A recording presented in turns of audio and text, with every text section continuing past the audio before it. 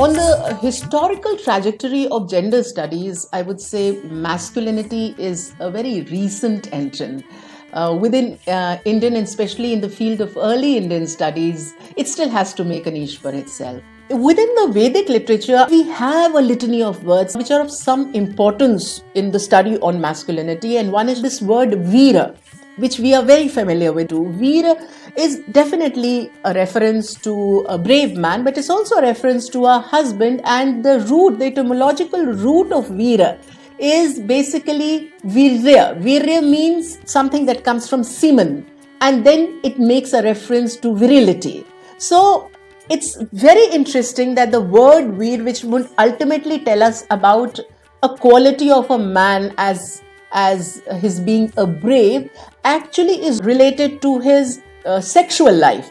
Body is often the site on which the term expands, and if you look at Indra, he's the most manly of all the deities. But Indra's masculine traits involved him not just being brave, but also somebody who's virile and who could control women.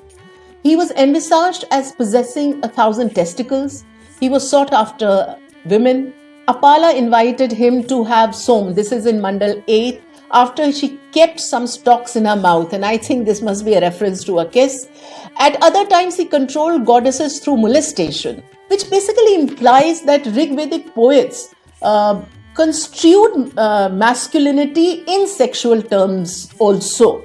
Now, in the context of Indian history, Indra's character represents what I have termed the beginning of Kshatriya masculinity, for which we get a number of references within the Mahabharata also, especially in the character of Bhishma Pitama, Arjun, and even Duryodhan.